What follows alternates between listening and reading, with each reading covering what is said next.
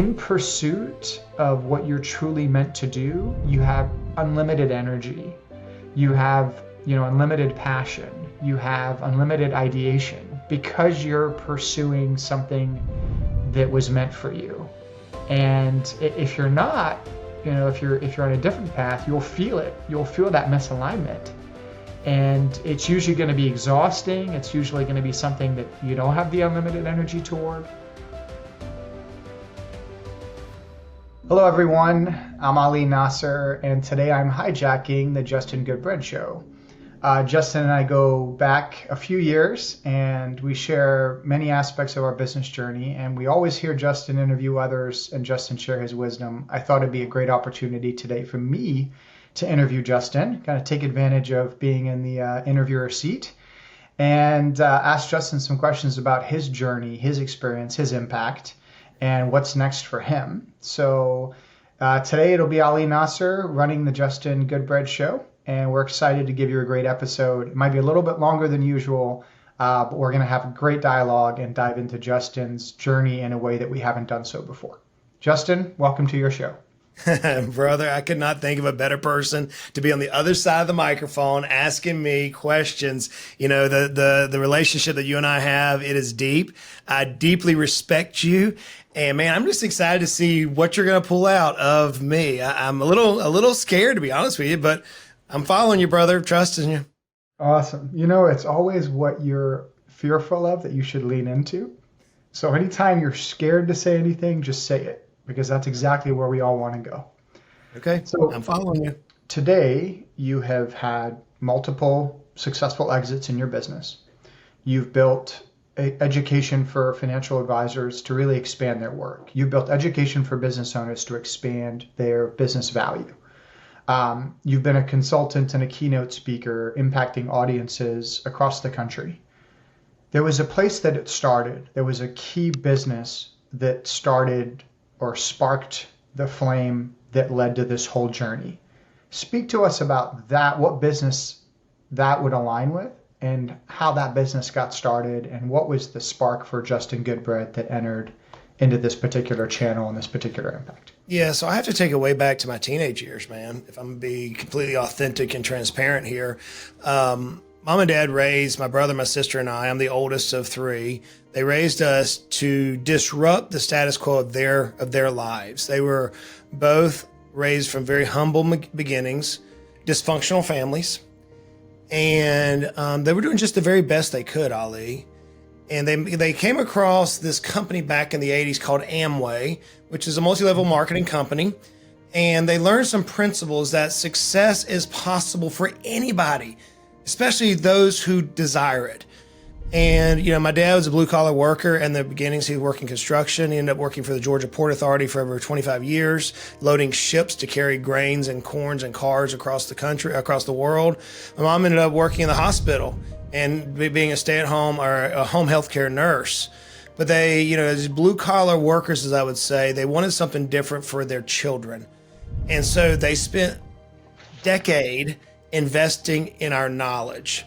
It all kind of came to the point when I was about 14, 15 years old, where my dad said, son, if you don't have a job this weekend, don't come home. It was a pretty hard moment. I was homeschooled most of my life at that point. And, my family was everything to me. And what he meant in that story was, hey, I'm not going to feed you, I'm not going to clothe you. But he was trying to drive a point home that I need to create my own pathway. Long story short is I ended up cutting somebody's grass named Mr. Brown, cut his grass, got paid $40. And my dad came home from the Georgia Port Authority that day, smelling like he always smelled, working in corn and grain. It's just a distinct smell.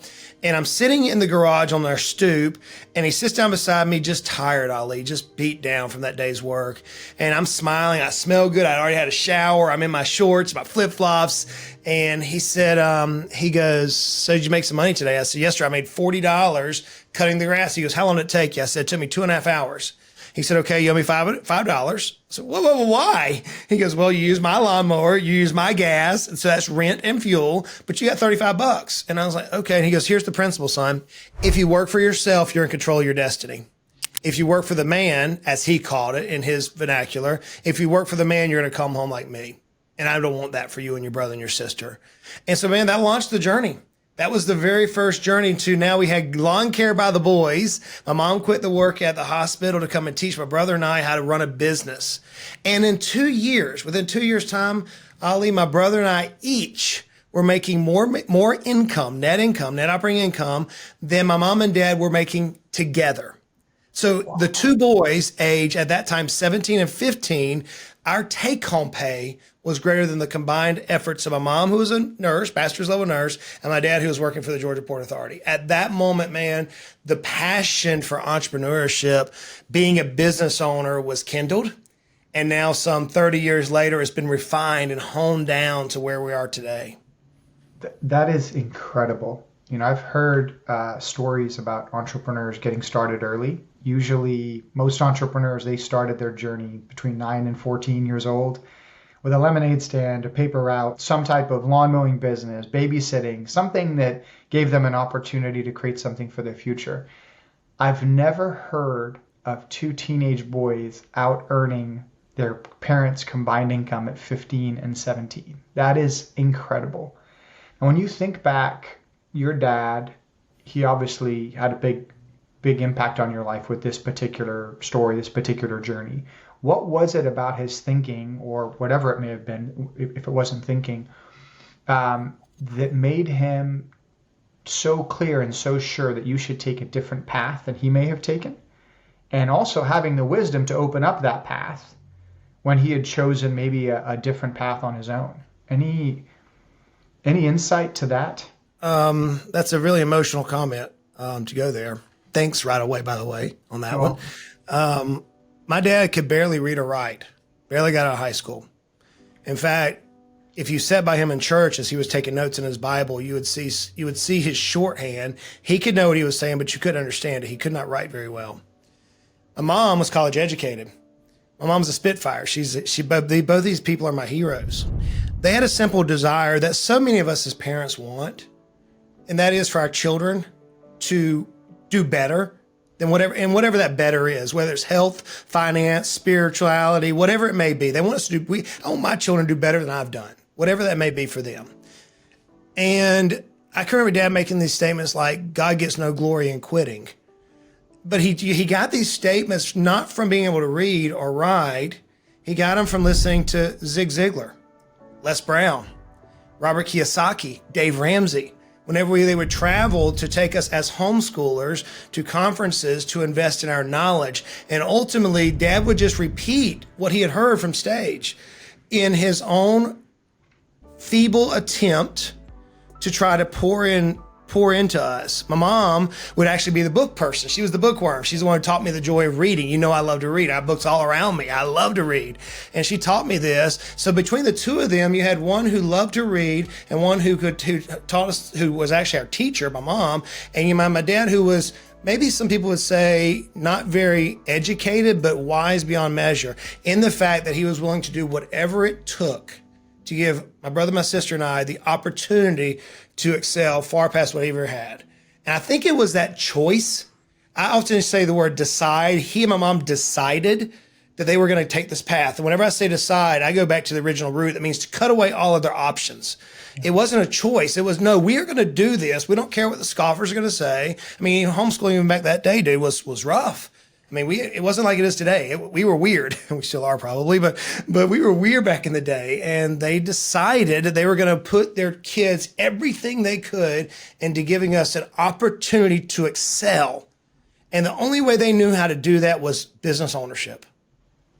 It was powerful, man. Amazing. And you said that even before you went down that description of having a better, having something different for your children, you had earlier on in the episode said the same thing, that we want something better for our children. And it's this continuous, how do we rise above, not just individually, but generationally?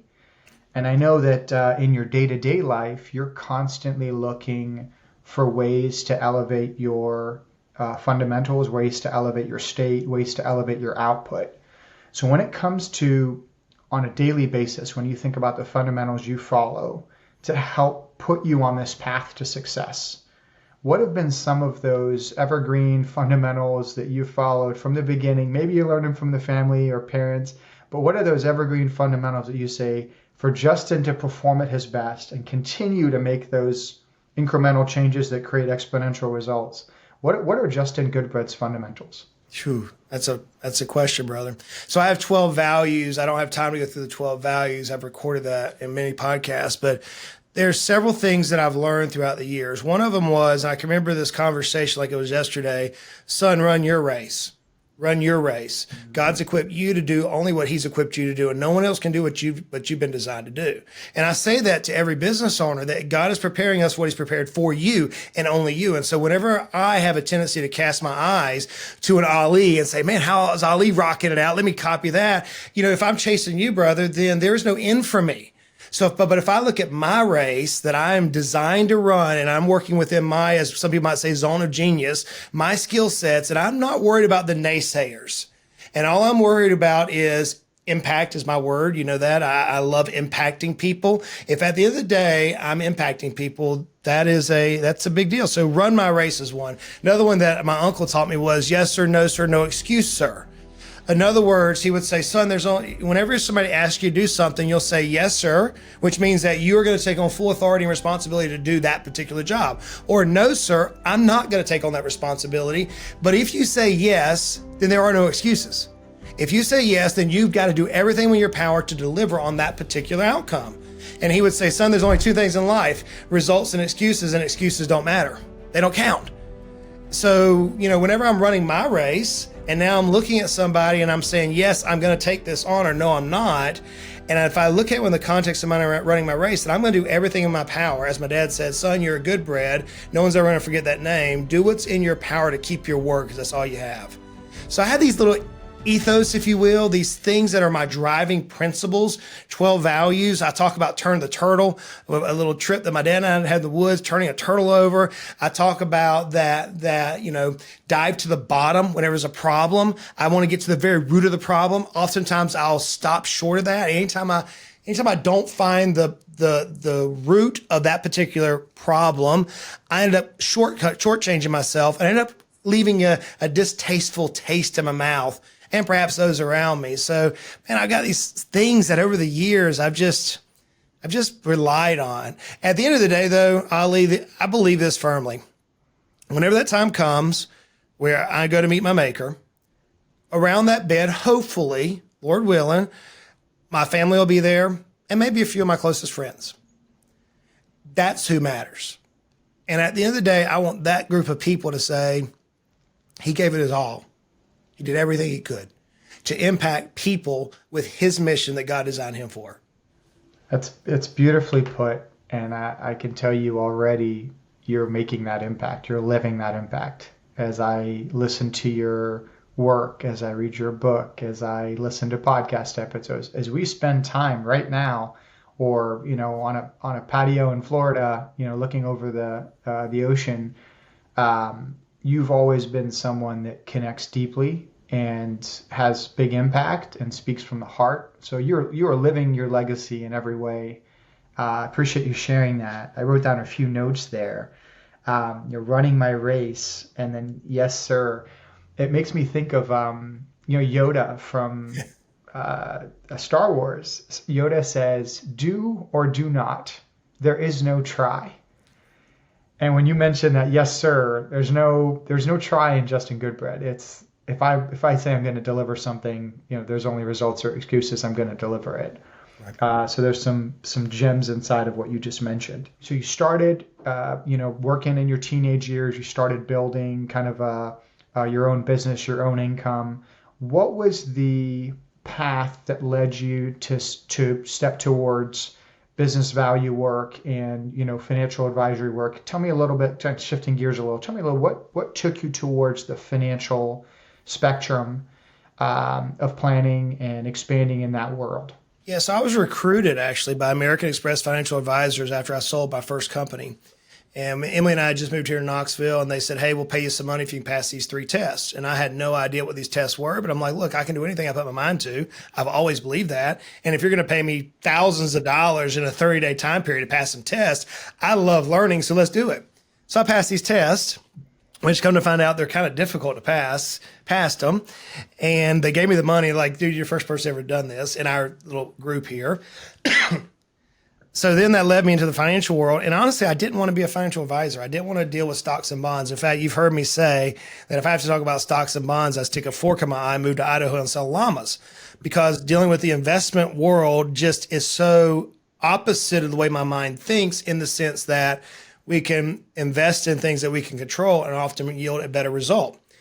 So I found myself quickly navigating to planning. How can I figure out a way to take my life using fundamental principles like Dave Ramsey teaches, like Robert Kiyosaki teaches? How can I take these various conflicting principles and design a path to help me impact my life or my mission, my goal? Very self-serving, I get it, but how do I do it for me? Because if I can do it for me, then I can help others do it. I can help them in their journey. That led me to the planning world and quickly excelled. But then I was sitting in a hill in West Virginia with a business owner back in about 2016. And he said, Justin, I'm broke. Late 50s. I've got X number of millions of dollars worth of equipment out here, and I can't sell it because I'm going to get recapture tax, and I can't quit working because I can't support my lifestyle. Help. In that moment, I didn't have an answer, and that bothers me.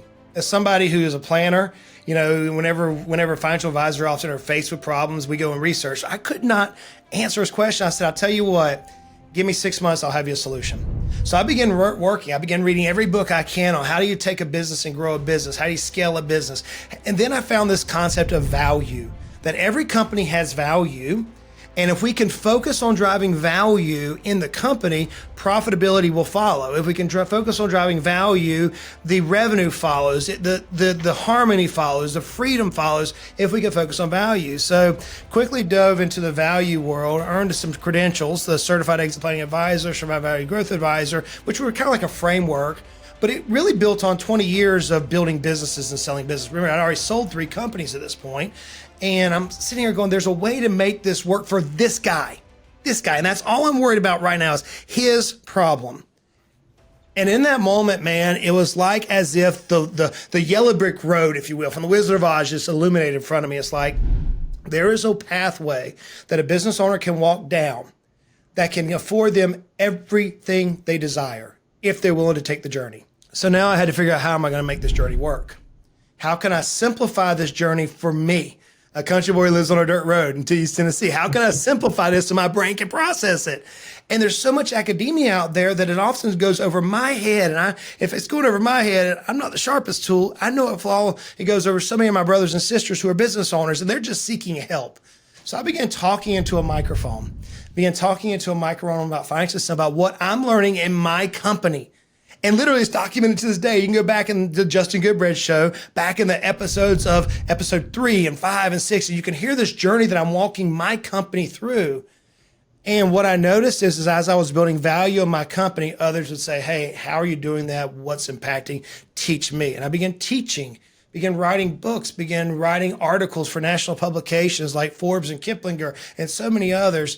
And there was this movement that I saw where business owners were gravitating to, look, I get that people want me to sell and make more money, but I'm tired. I can't spin that plate anymore. And for what reason? I'm already producing best in class, but I cannot sell my company. I cannot exit my company. I don't have freedom. And so, man, I just launched on this journey that if I can do it, I'm going to teach others how to do it. And that led into my exit. I took a company from startup to sell 8 figures within a 49-month period of time, talking and teaching all the time. And then people began saying, Goodbread, we need help.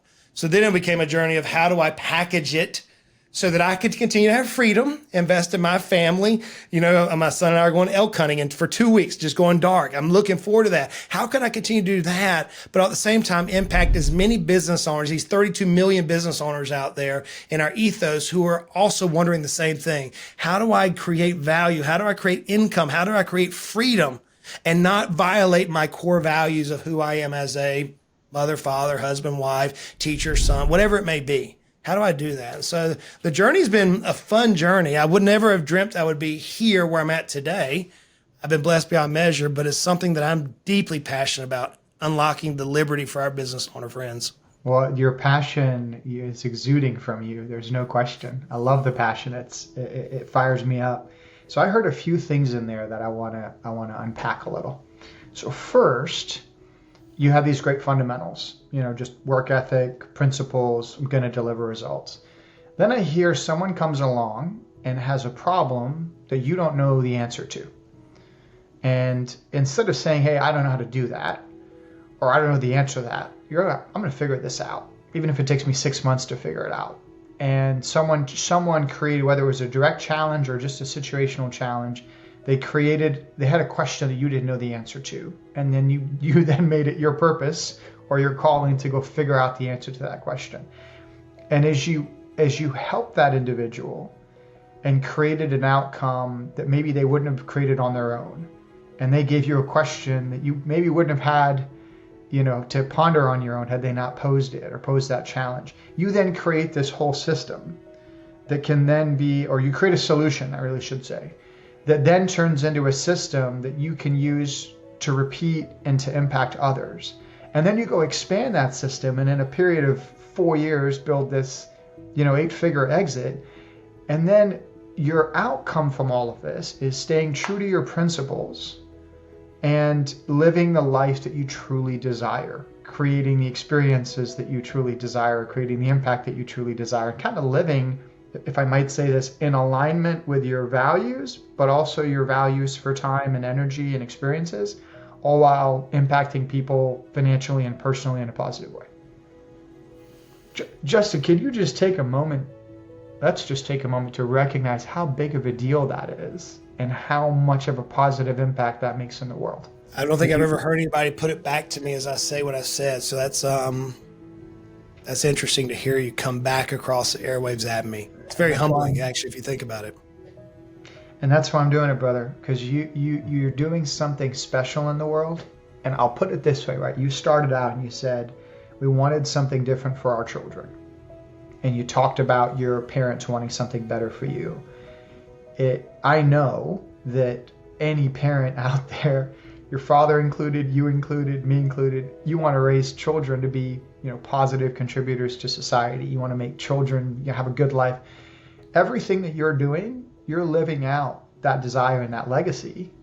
And it's a tribute to your dad, and it's also an example for your children. And it's an example for all your listeners and for me, living in alignment, what it can create, not just for a great financial life, but also creating the impact on others and creating the freedom that you want for yourself. So it's really something special. And I think that speaks to everything that you do. And it's great to see you accomplish something like that, and being, as young of a guy as you are. So what's interesting is it's not just me.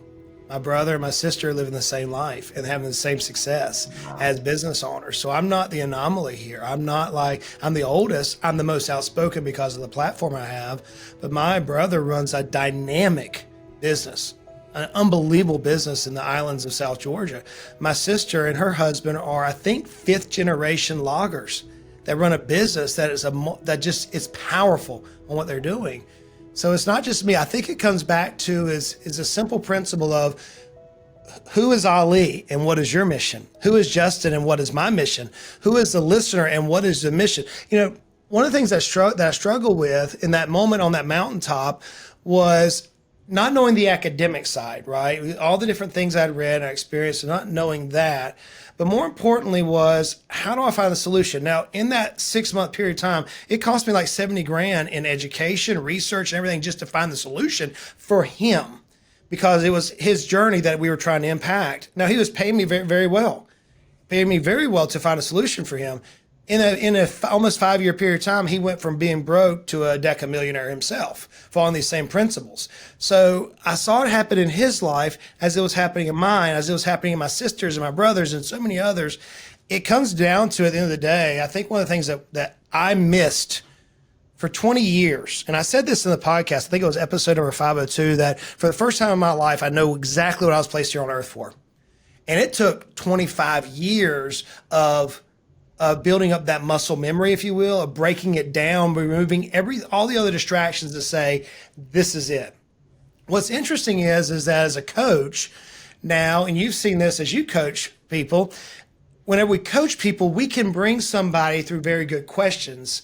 We can bring somebody through our own experiences and hopefully allow them to experience that clarity in a much more brief time span. Instead of taking 25 years, like my hard-headed self did, to come up to that clarification, somebody can gain that clarity in a few months, perhaps, or clarity for a particular season that they're walking in. And sometimes it can be in a few minutes. We've had conversations where one of us is dealing with a struggle or a challenge or complexity, and the other one can pull us out, sometimes in a matter of minutes. I think we had one call, I remember it was like, hey, I've been dealing with this. I still need to analyze it. It's going to take time. It's going to, 10 minutes later, oh yeah, okay. It's hard to read the label when you're in the jar. Absolutely. And having an outside coach, having an outside friend, consultant, someone also that has the mapping and the wiring in a similar way that can understand the complexity or the plumbing behind your decision, it can make all the difference in the world. And you talk about this on several episodes, the bypass hack that you can create by having great guidance, and don't try to figure it all out yourself. So, I mean, that's tremendous. Something that came to mind with what you just said was I was reading, I think I was reading a book once, hearing a podcast someplace. It said the two most important days in your life are the day you were born and the day you realize why.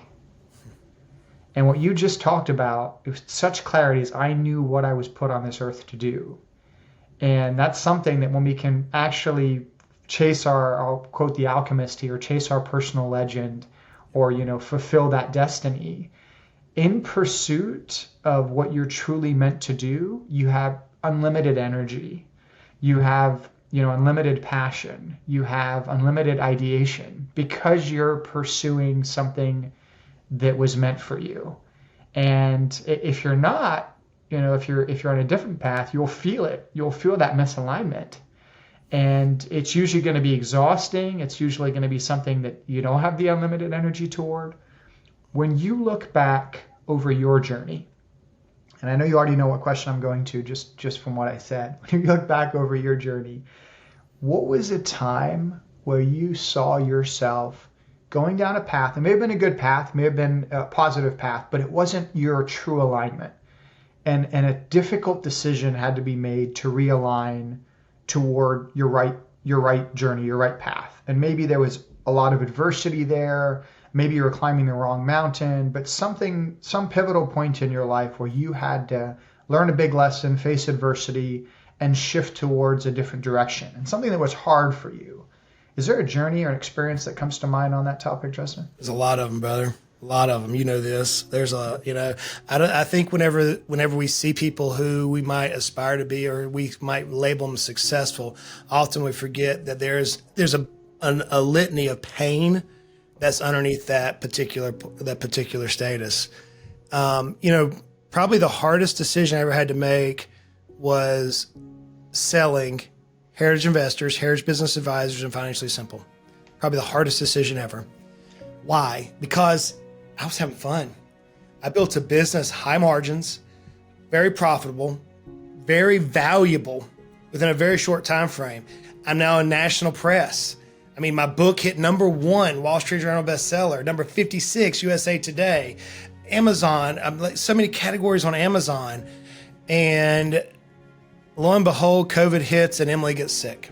And not just like lose her taste sick. I got the brunt of it. I mean, I was at home for 2 weeks in an ice bath, 105 degree temperature almost for 2 weeks. I mean, I was like death warmed over, but I'm not going to the hospital because I'm a guy and I'm hard headed. I'm not going to be on vent because I'm not doing it.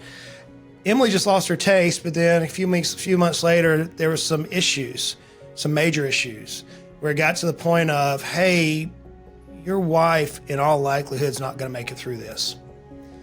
And because we're on a podcast, I can't get into too much details, but we're sitting in the hospital looking at this grim outlook. We had already talked with our attorney, make sure the estate plan's in place. My financial advisor that I had knew our financial situation, my CPA, all my team players knew our life. And we're sitting in the hospital, and Emily makes a statement to me that shook my world. And she said, Justin, what's another $1 million going to do for us? Now, for those of you who know me, I'm not beating my chest. That's not who I am. to me, that was a slap across the face. Not in a way of violence, but in a way of love from my bride sitting there saying, hey, you succeeded. You've done what you said you were going to do. It's okay to think a different direction. Now, within a week of that, one of my dear friends asked me a question that I've never forgotten. I've asked it multiple times. They said, Justin, if you had unlimited time, unlimited resources, what would you do tomorrow that you're not doing today? He didn't say if you had unlimited money, because that's improbable. And he didn't say if you had unlimited resources and time. And I'm going, well, we don't have unlimited time and we don't have unlimited resources. That's improbable. But if I could, what I'm doing tomorrow is, man, I'd spend more time with my family. I look back in 20 years of chasing this dragon, building a business. There was so much I missed. I was there present in the pictures, but I can't remember them. I just can't remember certain things. It's like, how did I miss that? And my wife would say, because you were building a company. You're building a company. We're in harmony. You've seen the way Emily and I react. I mean, our marriage is strong. I love her. She's my best friend in the world. But in that moment, with her question, my friend's question, it came down to, you know what? I would spend more time with my family and my friends. I would make memories with my kids while they're still at home because they're going fast. My daughter's now a sophomore in college. My 16-year-old, I mean, holy cow, he's turned into a man overnight in front of me. My youngest he's now able to beat me in Call of Duty. I mean, come on now, this is not right. So I'm watching these kids grow up and I'm realizing that I've only got roughly 5 summers left in this season that we're in. And whenever she says, what's another million? In other words, what's more money going to do for us? And my friend says, you have more time. It came down to the struggle that I'm having internally. And I don't think I've ever said this out loud publicly. You and I have spoken about this, and some other dear friends spoken about it. But I looked at selling my company as a moment of failure. Like, I can't make it. Like, what is my friends going to say? I'm the guy who's out there on stage talking about this, and I'm fixing to give up on my dream. And it wasn't until a dear friend said, yeah, but Justin, you're 42 years of age and you've got the world by the tail, and so to speak, you now have all this underneath your belt. What if you just took 6 months off? What if you took 10 years off and just lived, played? I'm like, I'm not wired that way. He goes, but Colonel Sanders, and he starts naming these people that we would know that Colonel Sanders just began his career in his 60s. And some of these people begin in their 60s, and I'm sitting here going, I'm 42 and my life is over. That was the hardest decision, Ali, to make, candidly. It was to say, okay, my company is excelling at a ridiculous rate, and I'm going to cash in. I'm going to move from this business owner to an unknown position. In that moment, I cannot tell you the grief. You've experienced it, I know. But in that moment, for me personally, it was as if I was free falling. It was as if there was no fundamental I could grasp onto. Now, after the fact, now 3 years after the fact, best decision I ever made, because I have youth and I have youth experience and resources. And now I'm able to greatly get crystal clear on my impact and my mission, but I'm also able to pour everything into that and then just sit back and see what God's going to do with it. So it's a different journey, but that was hard, man. Hard. I can only imagine. And I actually listened to your podcast episode. I think it's the one that says I've sold, and you shared this whole journey in a lot more detail around, what happened to that end and everything that happened with Emily and COVID and the ice baths. And that was a powerful journey and a powerful share. I appreciate you going through that. What I heard with what you just said, Justin, was you went through a journey of intentionality and prioritization. And as an outsider looking in, you made a decision, and I'll use some of the nomenclature you and I have talked about that I've even written about, is there's always great decisions to make a great return on investment, but there's also a return on life experience. And the things that really matter to you in life, the things that money provide, is freedom to spend time with family, right? Freedom to help others, freedom to whatever it is that you desire. But you made a conscious decision to say, I'm picking a higher level of return on life experience, and I'm lowering the return on investment because it's not the most important thing to me right now. And in doing that, you were there for your family. You were there to live out really the true goal behind everything you talk about. which is, living your life in alignment. It's not just about money. It's about what money can create. And you did that. You exemplified that in that particular example. But then the part two, I think that was really special in what you said is having gone through that most difficult decision, right? Definitely was the most emotionally charged. You could see it on your face. You could hear it in your voice.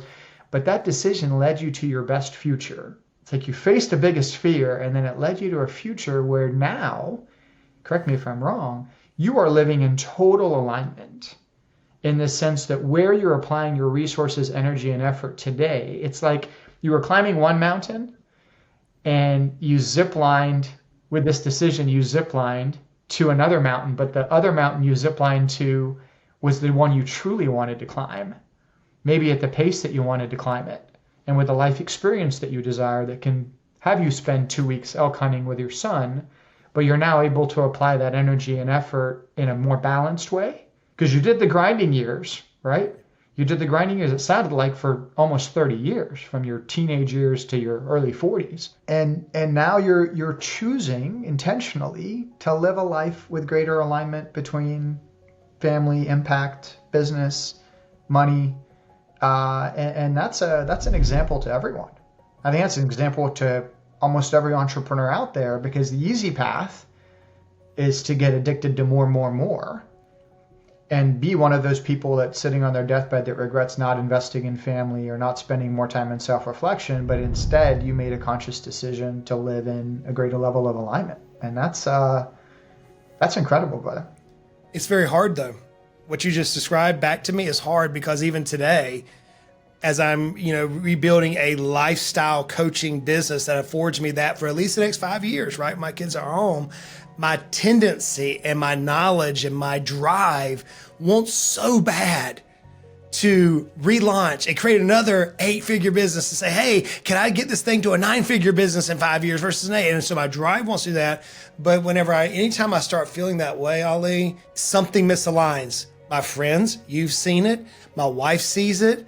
My deepest friends see that within me, and they say things like, what more information do you need to have to help you make this decision now?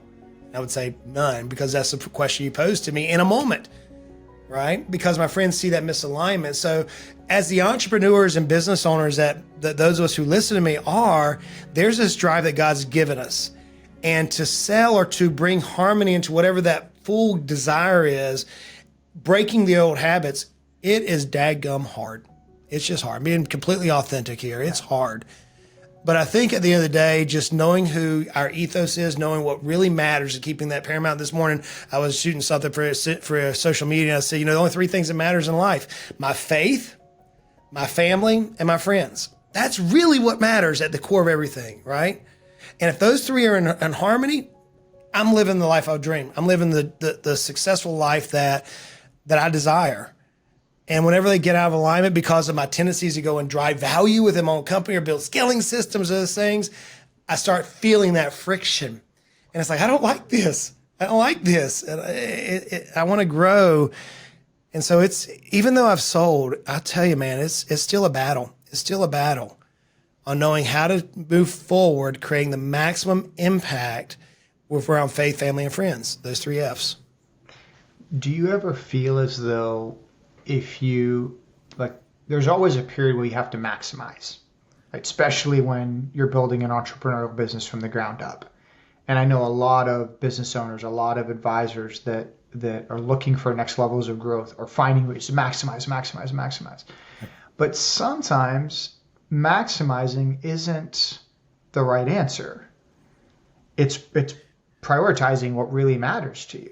So if you want to, and let's just say maybe that's a shift in maximizing. If your desire for work and building businesses, say 30 hours per week, right? If that becomes your measuring stick, I want to work 30 hours a week creating the maximum input or the maximum output for that, but you've created some boundaries. When you're trying to balance between faith, family, friends, and impact, what do you use to help ground you or guide you to make decisions that don't end up resulting in misalignment or burning the candle at both ends? What are some of the things you do to help create that balance? pulling the covers back here authentically on this one, because this is really how my life functions, and those around me know this. Sundays are spiritual days for me. Sundays is we go to church together as a family. Been recently playing the keys for the church. I love that. And then Sunday afternoons is my family time. Everything's turned off. It's family time. Now that may be us sitting on the swing like we were when it was raining this weekend, or it may be that we're out splitting wood and with a log splitter as a family. But Sundays is spiritual time for us. Now, I don't relegate my spiritual time just Sundays. I do, my daily devotions, things of that nature throughout the week. But that to me is paramount, unquestionable. Saturdays does not work for me. Don't work on Saturdays. That's family time. So as long as I keep my Saturdays and Sundays pure, everything else works out. Then every quarter, my wife and I will schedule our lives. So this 2-week sabbatical my son and I are taking, we schedule this in January. We already know what we're doing in December. We try to block out roughly 3 to 4 months per year of time that our family is going to be a family, either with friends or whatever. We're going to live away from work. During the rest of that time period, I do block scheduling. So my Mondays, I typically don't do any type of client, any type of forward type of projections on Mondays. Monday is a time for me to reflect, time for me to download my brain, pour into my team. It's a time for me to get my mind ready for what's ahead of us, do preparation. Tuesday, Wednesday, Thursday is let's go. No holds barred. Those could be 16-hour days if my body's up for it. And I say it because my mind, we get tired with what we do sometimes. So my body's up for it, man, I'll pour into it. So I look at it in this light of how do I arrange my life around a schedule. When it comes to now maximizing value with what my time is in that short period of time, I look at 2 principles. We've all heard of the 80-20 rule, the Pareto Principle. 80-20, you're 80-20. 20% of 20% is 4%. So 4% of what I do truly matters. And 4% of what I do generates roughly 64% of the outcome. So 80-20, the 80-20. And if I can get that niched in what I'm good at, then I can build systems and scales, hiring people, using whatever, and the money's going to work its way out. So I use the 80-20, the 80-20 rule for my mind. The second thing is I only focus on what I'm good at, and I'm going to hire everything else out. You've seen me this. You've asked me, you hired another coach? Yes, because I know what I'm good at, and I've only got a short period of time within this production window. I don't want to waste what I'm gifted with to try to learn something that I'm not going to be gifted with. I want to bring somebody alongside me who has that giftedness, who God's equipped them for that particular mission, and then trust them to actually use that giftedness to pour into what my mission is. So whenever I look at my life, I block my life down to here's my production times. Then I focus on that 4%. And then I focus even further on what is it specifically that I'm good at. And everything else I relegate. And then finally, I have a coach. Finally, I have somebody, and I have mentors. I have those like yourself that we connect and we talk, we pour in each other's. But I have a coach who's constantly saying, hey, you said this was the destination. How is this decision going to help you get to that destination quicker or more efficient? Or whatever the measurement is that we're going for at that particular point. So that's literally how I run my life, brother. That is awesome. And I love that Pareto Principle. I'm going to call it Pareto Principle squared. The 80-20 of the 80-20. That's 4%. So for those to clarify the Pareto Principle, it means that 80% of your results come from 20% of your efforts. And this is generally the case with almost any business. 20% of your customers generate 80% of your revenue. Justin's taking that one layer further to say 20% of the 20% is 4%. So 4% is driving 64% of your output.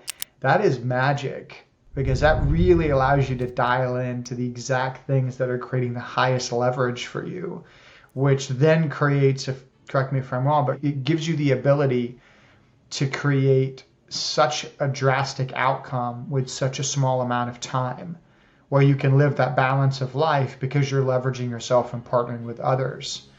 That's really powerful, really powerful. Now, the weakness to what I just said is if you're making monumental change in your company, or you're launching a company, or you're making a shift, the dollars will often lag the activity substantially. So if you're going to laser focus on a particular area, then you're going to rely on your team members, which means you're going to probably pay more than what you expected to pay because you're not doing everything yourself. You're going to hire outside vendors. You're going to hire outside coaches. So your outlay of cash on the expense column is going to be greater in the immediacy within a period of time. So if you're starting a business, I'll tell the business owner, you're probably going to have 24 months of negativity, or you're going to have negative P&L more than likely. If you're making a dynamic shift, you're going to have a lag there. But what will happen is in business is the J curve, or the acceleration of that revenue, whether it's revenue, NOI, whatever you're trying to track, it actually exponentially grows. That's how I was able to take a company from zero to an 8-figure exit in 49 months. Because I knew there's like a rubber band. I'm going to stretch it by focusing on what I'm good at and bringing on the skill sets of others. I'm going to stretch this back. But whenever it releases, it excels super fast. So you've got to be careful whenever you hear the principles in a vacuum that there are results to the 464 rule, but there's also a little bit of negativity. And many business owners, if you're not aware of that, it can cause you to have burnout, it can cause us to have fatigue, saying, well, that didn't work. No, you just didn't give it an incubation period of time for it to actually work. It also allows us, while we're focusing on that, to get rid of all those things that tie us back. It allows me to say no to more and more things because I'm laser focused on what I'm trying to achieve. And I think that's magic, to say no to more and more things. Focus creates that. You mentioned the word decide, to cut off. And I think that's really great guidance. Warren Buffett says that the one singular thing that separates the greatest performers from the good performers is the ability to say no. Which really means they're saying yes to only the heck yes and limiting the no's.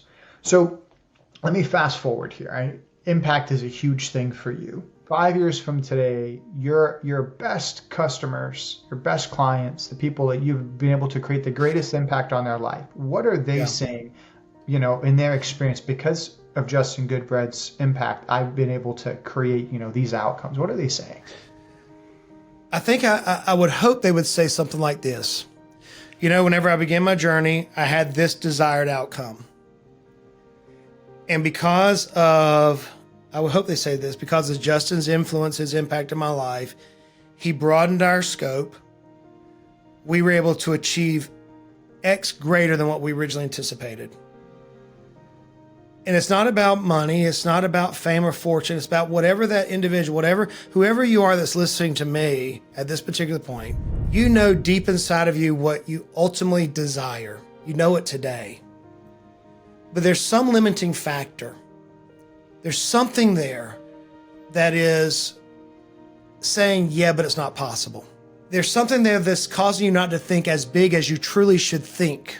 And there's something there that today, that unless you completely relegate all of your ownership in that particular movement and have a little faith that the God of the universe designed you for what he's designed you for, you're not going to accomplish it.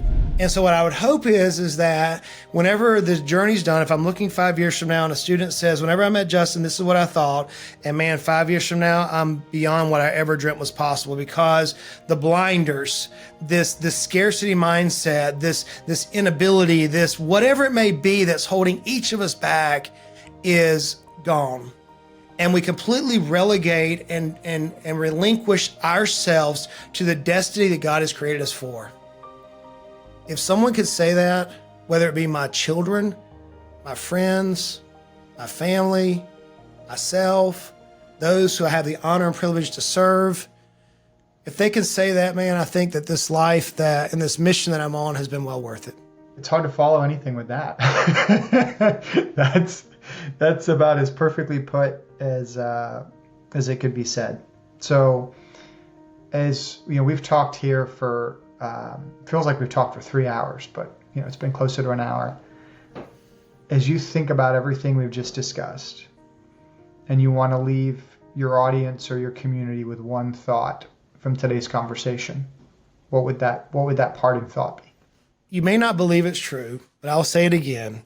If this country boy who was born on a dirt road and lives on a dirt road can live this life that God's afforded me to live, you can live whatever your dream is, period. However, you're never going to reach that dream, whatever it may be. You're never going to reach it until you come to a point and decide that you're going to aspire to reach that dream. And you're never going to reach that dream until you have somebody in your life who's going to capture that dream equally with you and push you and pull you and do whatever it takes to help you accomplish what you truly desire to accomplish. You're not going to do it. That could be a loved one. That could be a spouse. That could be a pastor. That could be a mentor. That could be a spiritual leader. That could be a friend. That could be a client. That could be a colleague. But somebody has got to come alongside of you and grasp that dream and pour into your life honestly and openly. And if that's the case, friends, as the old African proverb says, you can go fast by yourself. But if you're going to go far, if you're going to reach your goals, whatever they may be, you can do it, but you're going to have somebody beside you. My hope is that, I didn't know where we were going to go today on this conversation. Ali and I have spent a significant amount of time together. I gave him full control over the questions. No control here. But my hope is that you take away that Justin Goodbread, Ali Nasser, we're just common folk here. We're just simple guys that we believe God's put us on a mission to help as many people as possible. And I can tell you that, friends, your wildest dreams can come true. Well said by Justin Goodbread.